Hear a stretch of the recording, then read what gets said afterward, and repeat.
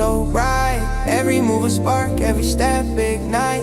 Golden hour glow, yeah, I'm taking flight.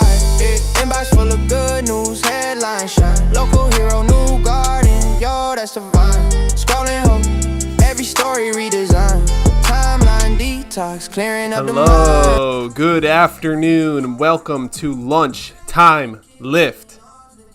It's yours truly, Ryan Kearns, and I'm here to bring you an uplifting experience. We're going to talk about positive news. We're going to get our mind right for the rest of the day.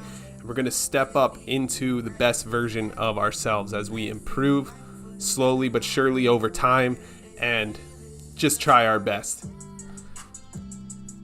Thank you so much for joining me on this beautiful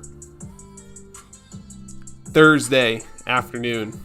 Sorry, I had to think for a second there. It is Thursday, December 11th, and we are getting ready for another absolutely amazing afternoon. So let's start off. Take a deep breath.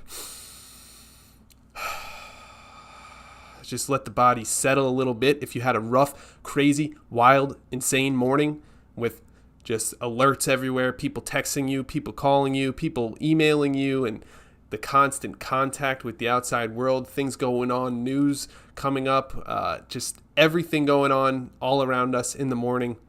It's time to let that all go. It's time to relax the body, calm the nervous system by taking some deep, deep breaths right now, getting centered, feeling your feet on the floor, feeling like you're ready to take on the rest of the day instead of just continually staying stuck in that, that crazy nervous system ramp up where we're feeling nervous or anxious all the time because there's just a billion things going on around us and there's just stuff going on all the time. I mean, I can relate to that 100%.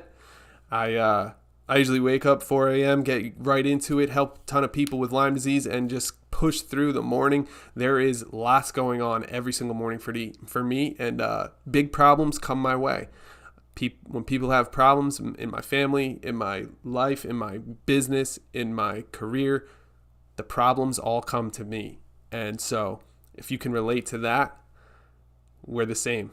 Here we are together, and today, I've got 4 stories that we're going to go over that are uplifting, positive stories about the world, things going on, things that have been discovered, things, possible $1,500 free dollars going to everyone's health, so much more, and that is what we're talking about today.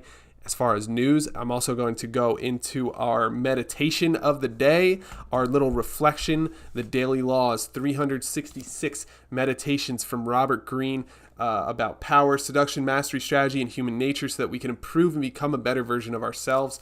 I love this book. I've already been through it 2 years in a row. This will be the 3rd time in a row that I go through it, but I'm going to share a passage from this every single day, one passage.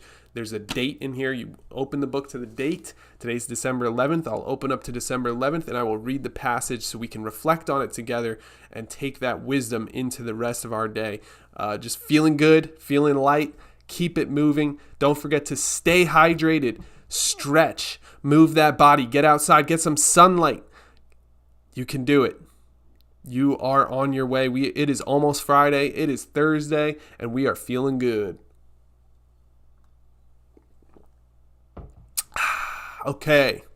Now, I want to show you some amazing stories that are going on today, December 11th. So, the first one we have here. Some Americans might get $1,500 to cover health bills. 1 second, let me just make sure that this is actually set up. Okay, there we go. Some Americans might get $1,500 to cover health bills. Who qualifies? Senate Republicans want to give Americans up to $1,500 to cover health expenses rather than extending Enhanced Affordable Care Act subsidies to have lowered health insurance costs. Look, I'm not into politics. I don't really know what's going on when it comes to politics and, the president, whatever. I don't really have very many deep opinions about this. But what I do want to say is that, look at this, $1,000 to $1,500 deposited into health savings account for eligible consumers. I think that sounds pretty sweet. I just posted a video recently explaining how Americans are spending 10 times more on health care coverage, and that's between insurance, hospital bills, drugs, everything really when it comes to our health, we're spending more here in the States. So whenever I see money going directly to the patient, I love that. I think that's a good positive story to share with you here today. And now I'm not saying whether or not this is even going to happen, whether or not it's going to work, whether or not it's a good idea. All I'm saying is look at this, possible $1,500 going into a health savings account for you. Now, who qualifies? Let's see. The payment will be limited to people who earn up to 700% of the federal poverty level, which is $109,000 for individuals or $225,000 for a family of 4 in 2025. And that will obviously change every year. But it looks like this bill also prohibits the funds from being used on abortion or transgender services. And how much healthcare can I get for $1,500? Well, looks like the average deductible is about $7,500. So it seems like $1,500 may or may not even put a dent in it, but I thought it was a cool story to share. Possible $1,500 to go towards your health is interesting to me at the very least. For anybody with a chronic condition like Lyme disease and tick-borne illnesses and those people that I talk to all the time on my channel, this may or may not get you very far. There's a lot more that goes into it other than $1,500. And so let's see what else we got here. The average cost for family health insurance is nearly $27,000. So $1,500 not looking too good anymore as we look through this. But I did want to share the positive news that potentially $1,500 to cover your health bills is headed your way. Let's move on because, again, not a huge political guy. Don't really get wrapped up in these politics and these ideas of who's better than, who's a better politician and, who is the president, a good president. I don't really care. I don't think it has a huge impact on me personally and in my life. While the decisions they make can have impacts, I definitely vote. I just don't want to harp on politics and try and force a narrative here. I just want to share. Keep your eyes and ears peeled. Keep your eyes open and your ears peeled. No, wait, you can't peel your ears.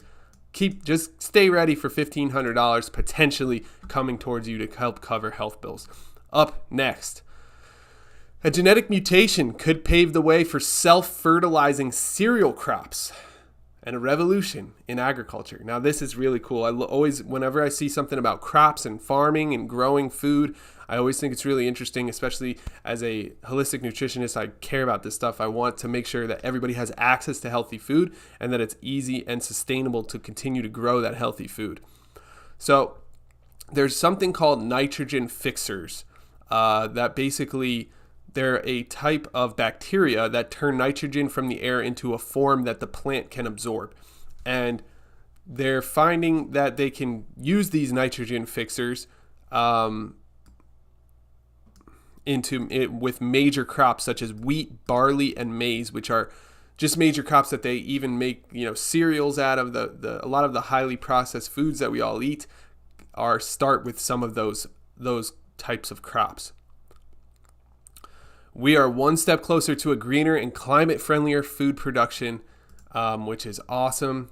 And so it just seems like they have this nitrogen-fixing bacteria, and they're starting to use it to grow more popular crops, which wasn't, as far as I know, you weren't able to do that before, and now you're able to do it. So that's a really cool thing. It's like the cutting edge in agriculture.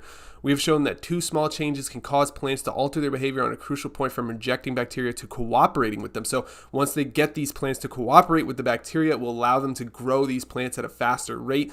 And, it will allow them to not have to dump tons of money into keeping those plants nitrogenated because the bacteria themselves actually help with that nitrogenation. And if you didn't know, plants require nitrogen to grow. So I think that's really cool. I love eating healthy and, getting access to more plant-based foods to more people, and which leads me to the next thing. What is the healthiest veggie of all time? And that is watercress. What the hell is watercress? How is that the healthiest vegetable? Let's dive into it a little bit here. So if you hit the farmer's market, you'll find plenty of leafy greens, legumes, and cruciferous vegetables. They are all fire. I love those types of vegetables. I think eating those whole plant-based foods really do set your body up to heal. If you're dealing with chronic illness, it sets your body up to feel good every day and have energy and provide all of the nutrients that we need to thrive. So What is the healthiest vegetable? Well, the healthiest vegetable is watercress. According to a new report by the CDC, it's a species of cabbage, which is really cool. It got a perfect 100 score on their scoring system here, compared to the sweet potato, which was the last healthy veggie on the list with a score of only 10.51. Tomatoes are the healthiest fruit with a score of 20. And then we also have, where did I see that? Do any other vegetables come close? Yes, Chinese cabbage and chard come in second and third, respectively, on the CDC's list of healthiest fruits and vegetables. So if you're looking for a way to eat healthy throughout the holiday season and keep that figure in shape, even when it gets cold outside, even when Santa has that big pot belly coming down the chimney, you need these types of foods. Watercress, Chinese cabbage. What's the other one? Chard, those big giant leaves. Have you ever seen that? They look like, have you ever watched Land Before Time? I used to love Land Before Time when I was a little kid. But they had the dinosaurs, and they would eat these things called tree stars. They were just leaves, but they were giant because it was prehistoric times. And now those giant leaves, that's what chard reminds me of. If you've ever seen chard, it's pretty cool. Let me see. I think actually this is chard right here in the image.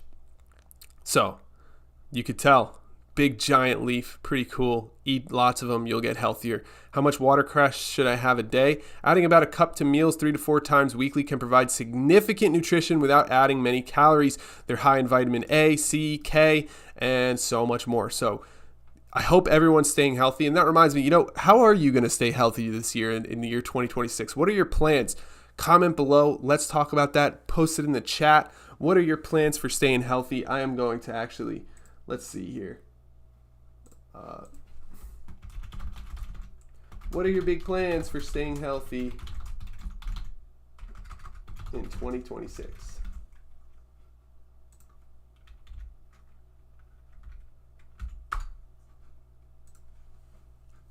So whether you're watching this with me right now or you see this as a replay, I am here to connect with you.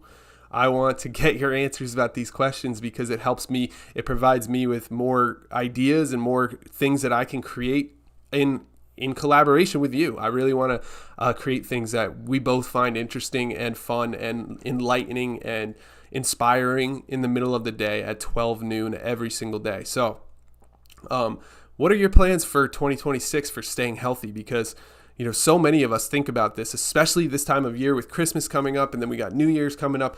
Everybody on January 1st joins a gym or signs up for some kind of health challenge or does some kind of challenge to make themselves feel healthier, or gets themselves to stay more hydrated or eat healthier or go to the gym. All of that happens in January. So let's start making plans right now to make sure that happens. And if you have Lyme disease and co-infections, consider going to lymewars.com so you can, get on that specific herbal antimicrobial protocol that thousands of other people are using to get better from Lyme disease and co-infections. I did it myself. I then created a very simple, easy roadmap that anybody can get and use, and thousands of people are taking advantage of it all over the world. So check that out when you get a chance if you're looking to get healthier in 2026 and you're dealing with tick-borne illness infections. If not, and you're just trying to get healthier, comment. Let me know what you're doing. I'm personally thinking about a few things. Last year I played a lot of soccer. That kept my cardio really good. I ran a lot of miles in 2025. I haven't been doing as much resistance exercise like lifting heavy weights or pull-ups or push-ups, but I would like to do more of that in 2026. So I'm starting to make my plan. I'm starting to figure out how I can set myself up for a healthier 2026. And I'm wondering what you're doing as well. So comment in the chat when you see this, and let's work together to stay healthy now and through 2026 all the way until 2027. Hopefully at the end of 2026, when it's approaching 2027, we can have this very similar conversation, and maybe there will be people here that can actually reply to my chats. These are humble beginnings, and you can be here for the entire rocket ship once this thing starts taking off. All you have to do is show up every day at 12 noon. Now, here's a real interesting story. Fire making, let me make sure you can see it. Fire-making materials at 400,000-year-old site are the oldest evidence of humans making fire. I thought this was really cool, really interesting. They finally have a breakthrough here. They found some evidence of human fire. We've always known that fire dates back very, very long, probably 1 million years, but we never had the data. We didn't have anything proving it or showing what exactly is happening here, but now we do. It's easy to take for granted that with the flick of a lighter, the turn of a furnace knob, we can have fire like that. For much of our history, archaeologists think early humans could only make use of fire when one started naturally, like when lightning struck a tree. And then they were like, whoa, this is life-changing. This could keep me warm. This could cook my food. This could keep me safe. Excuse me. At some point somewhere that changed. An early human discovered that by rubbing two sticks together or striking the right kinds of rocks together at the right angle with the right force, they could create fire. Archaeologists have long wondered when that happened. And then they found this site in eastern Britain. There's a 400,000-year-old site where we have the earliest evidence of humans making fire. I thought this is a really cool story. As far as we know, we don't know any other use for pyrite other than to make sparks with flint to start fires. And they found a bunch of pyrite near a place where they would start fires. I'm not going to read this entire story. I just think it's really awesome, really cool, something to think about. I mean, we take it for granted so often that we have access to fire, to cooking our foods. We even have, electric stoves now. We don't even need a fire to cook our food. We have lighters. We can just literally hold lighter in our hand. We can have fire in our hand at any point, at any time. We can start a fire pretty easily. You ever curl up some paper and light it on fire, put some wood, you can build a fire. It's not insanely hard to do these days. But obviously that created everything else from the combustion engine and everything that we know today that is the world around us. So it's cool to just think about this to me. And it's interesting to think how far the human species has come and be grateful for something so simple, so elemental, right? So small like fire. It's an element. It's a core foundation of life itself here on Earth. And, wind, water, fire, earth. It's just a core element. And it's really interesting to think that we didn't even know where it came from. We just know that it's always been here. But when we think about that, we can be grateful for the fact that we have such easy access to these tools that our ancestors barely even knew about, barely even saw. I find that fascinating. I think it's really interesting. And I hope you share that same fascination with this story here. So quick recap. We've got $1,500 potentially coming your way for anybody who qualifies to cover health bills. We've got genetic mutation that could pave the way for self-fertilizing crops and a revolution in agriculture. Very, very exciting news in agriculture. Really cool. We've got watercress is the best vegetable for you based on the CDC's guidelines, followed closely by Chinese cabbage and chard. So eat those greens, people. Eat those greens. They will help with your body with detoxification. They'll help your gut bacteria. They'll help you build a strong immune system. There are stories of people absolutely turning around their health, turning around their life by simply changing their diet. It sounds oversimplistic. It sounds too good to be true, but it is a fact. You can change diabetes, heart disease, and all of the world's top killers, besides obviously car accidents, by simply eating a healthier diet, by showing up, eating your greens, trying to get more whole plant-based foods into your life and not constantly eating foods that are high fat and high sugar and, processed to get us addicted to food, like all the fast food restaurants out there, the soft drinks out there, and so much more. So let's eat healthy together this year. Especially in 2026, let's work together to continue to stay healthy throughout the whole year. I know personally, I haven't been eating as healthy as I've eaten throughout all the other years. I have been eating healthy still, don't get me wrong. But I do have those cheat days where I'll have like pie or some cookies or something. I still haven't had any alcohol this year in 2025. No alcohol yet, and that's saying something because I went to a bachelor party. I was the groomsman at a wedding.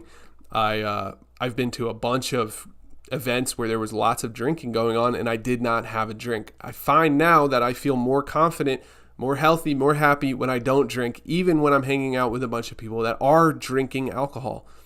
I don't need to do that to myself. I asked myself the following question, and this is what changed my mind about drinking alcohol. It's a very simple question, but I asked this to myself as I was driving to a wedding really far away. I said to myself, am I punishing myself, right? I was considering for a second, maybe this is wrong. Maybe I should drink. So I said, am I punishing myself by not drinking alcohol?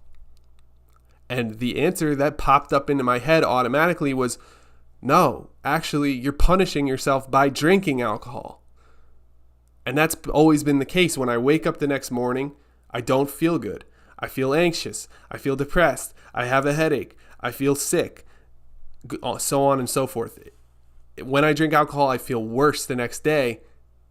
Therefore, I'm punishing myself by putting that into my body when I don't need it. I can have just as fun without it. And so that's what I've learned in 2025. It's been excellent. It's been great, actually, to be sober the entire year and to not think about alcohol or worry about drinking alcohol, and also to not feel like garbage after drinking alcohol. And so I've loved it so far. I hope we continue to see more people kind of embrace the idea of being sober and not drinking alcohol. I know that Gen Z, which is I guess what do you call it? It's a generation, right? So the generation of Gen Z is they don't drink as much, it seems. Based on the data, it's looking like they're not as into drinking as maybe millennials or the generation before millennials, and definitely baby boomers. But they just don't find it as fun. They don't find it as interesting. And I'm right on board with that. I think that's actually a great thing. I think for many, many years, the lies have been told that alcohol will help you get the hot girl, meet people, make relationships and stuff. And it's not true. You can do all of that without the alcohol. It's not necessary in order to have fun or in order to meet people and have a social life to drink alcohol. So that's what I've learned in 2025. I just wanted to share that with you. I think it's relevant to what we're talking about, being healthy. And maybe, you know what? Why not? Why don't I just challenge you? I'll challenge anybody who watches this video to go 2026 without drinking any alcohol. See if you can do it. Report back here. Type in the chat. Are you going to try it? Type in the comments. Let us know what's going on, all right? I think you can do it. I am very confident that after 3 to 6 months of not doing this, you'll notice that, hang on, I didn't really need to do this in the first place, right? These events, they're fun in and of themselves, right? You go to a game with your friends, you're watching the game, you're having fun, you're laughing, you're jumping up and down, you're dancing, you're high-fiving, you're doing all the same stuff that someone who just drank 12 beers would be doing, right? Or maybe you go to a wedding, right? You're dancing, you're talking to people, you're going table to table, you're seeing your old-time friends, you're seeing, family members, and it doesn't require drinking alcohol to enjoy that.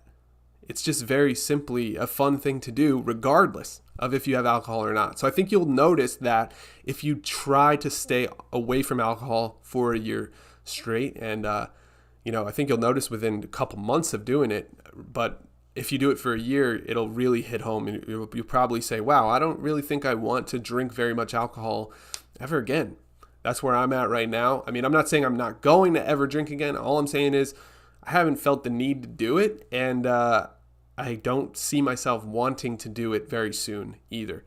So just thought that was interesting, and I would share that with you as we talk about health and getting healthy for 2026. I would love to hear what you're going to do for 2026 to get healthy, to stay in shape. What exercises are you doing? What food are you eating? How often are you eating? What kind of mix are you doing? I want to know everything. So let me know, and we're going to share all of that with the rest of the world as well. Next, that's all the articles that I have. So I'm going to jump now into the passage of the day, the little meditation that we have. Meditation meaning like a reflection, not meaning, sit crisscross applesauce and praying or anything like that. This is not a religious thing. This is just simply taking the time to reflect on some valuable ideas that can help us become better versions of ourselves. And I just love this book. I think he did a great job at picking out things that are very relevant and very helpful and very reflective and very, very interesting. So let's dive into this one. Today, December 11th, it says, the child's sense of scale. If we were honest with ourselves, many of us would have to admit to feeling a certain flatness in our experience. So much seems the same, and there's little to surprise us. That's so true, especially as an adult, and like, there's just not a lot of surprises. It's just, okay, yeah, this happened. Let's go through it. Okay, we get into our routines, we get into our ruts, we get into our everyday, just, all right, next thing, next step. And then we look up and our lives are gone. They've gone away. They've been, the illusion of time has taken with it a big chunk of our lives. So there's very little surprises. Something is missing in our lives, but it's hard to pinpoint what it is. Feeling restless, we travel, have a love affair, change jobs, anything to shake us up, wake us up, and get us feeling surprised and interested in life again. But when the novelty wears off, the flatness returns. Instead of looking for any possible specific causes of the problem, let us try to attack it from another, more global angle. Perhaps the source lies in the overall sense of scale we develop as adults. And to understand the role this plays in our emotional states, we have to look back at our own childhood when our perspective was much different. The fundamental reality of childhood was our smallness and weakness in comparison to almost everything around us. We were surrounded by objects and forces that dwarfed us in size and power: trees, buildings, hills and mountains, the ocean, storms, the social life of adults. This feeling of smallness sparked intense curiosity about this world. By trying to understand the world around us in some way, we could bring it down to size and make it less frightening. And because we were so small in a world so immense, everything we saw seemed novel, marvelous, and full of mystery. Very interesting. So the daily law, distilled down into a very brief summary: try to encounter the world today with the sense of scale you had as a child.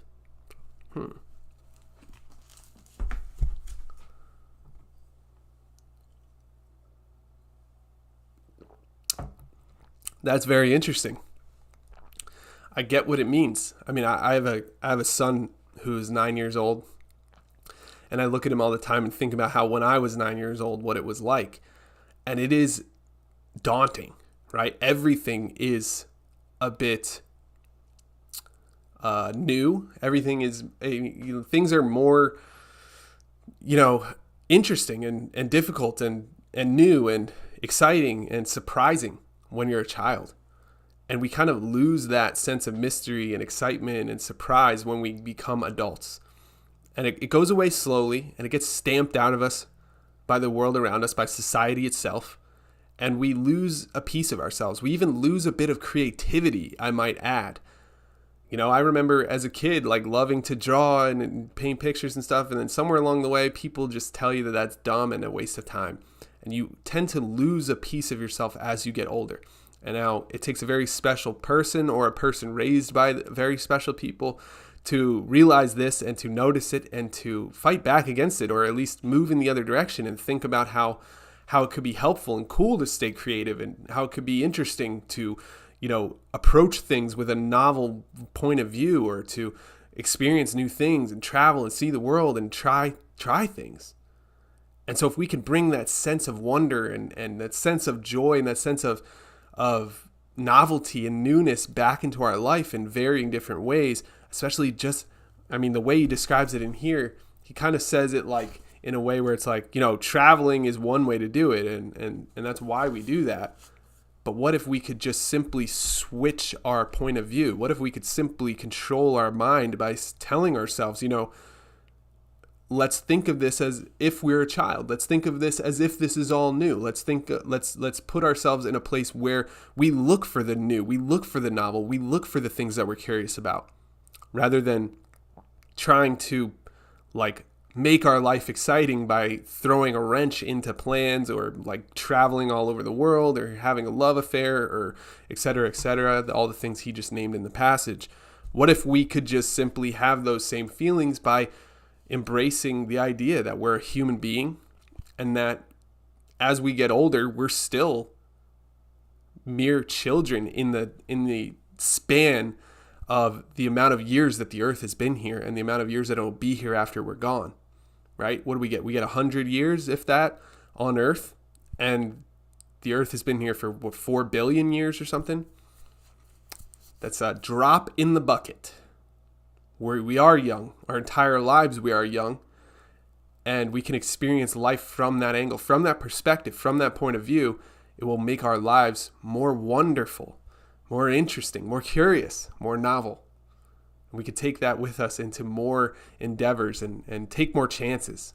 Have a little bit better of a life, because we didn't just write it off. We didn't just call in sick. We didn't just do the bare minimum, right? We showed up, we showed out, we did our best. We did everything we could with the time that we had here. That's what it's all about, isn't it? So hopefully this video inspires you, kicks up that spark deep in the center of your gut that just makes you feel like you're on fire for the rest of the day. And you can move in there. You can keep that sense about you and just show up for yourself. And you know what? I'm going to add this. Be self-compassionate. You know? So often we beat ourselves up over silly things. Let's not do that. Let's hold ourselves accountable, but let's be there for ourselves. Let's be compassionate and kind to ourselves.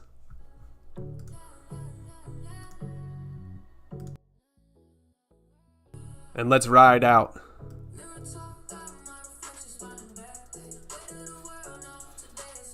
And let's have a great rest of our day today, Thursday, December 11th. Remember to come back tomorrow, Friday, December 12th, as we dive into another positive, empowering story that can lift us up, get us through the rest of the day, and we can improve our lives step by step. We can take small steps. They don't need to be huge. One little reflection every day can set our mind up to actually change our entire life over time. Everything is averages over time. You know, so often people want to...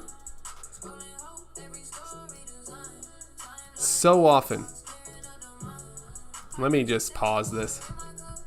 I'm going to end with something cool. So often people hold themselves back. They quit on themselves. They think that they need to be perfect before they can move forward. And you don't. You need to be compassionate. You need to show up for yourself. You need to be a best friend to yourself. If your best friend told you your problems, what would you say to them? Right? If your best friend called you up and said, I'm just lonely, I'm sad, I think something in my life needs to change, you'd be like, don't worry, everyone loves you. You're such a good person. You show up and you work so hard for yourself and your family, and keep going. You're the best. You would say all those nice things, right? But if you have those thoughts about yourself, if you think to yourself, man, something's wrong, I don't feel good, I'm lonely, I'm tired, I'm what's another thing? Like I'm not being my best self, maybe. And you might say something like, yeah, be your best self, you idiot. Like, show up. Like, stop being like this. You'll be mean to yourself, but you'll be so kind to somebody else. But it's time to switch that. It's time to flip that. What if you could be nicer to yourself? What if you could show up for yourself? What if you could say to yourself all of the positive things that you wish your best friend would say to you? We need that. We need that in our lives. And we need to be good friends in order to have good friends as well. And these are things that I'm just reflecting on and learning throughout this time. And you know what? 2026 is coming. We are going to take over. We are going to take back our lives. We are going to step up and become the best version of ourselves together. So thank you so much for joining me today, Thursday, December 11th. I'll see you tomorrow, Friday, December 12th at 12 p.m. noon. And I'm trying to do this every single day. So come join me. Get that lift. Get that daily lunchtime lift where we provide inspirational stories, empowerment, motivation, inspiration, and so much more. Thank you so much for joining me today, and I'll catch you next time. Let me just...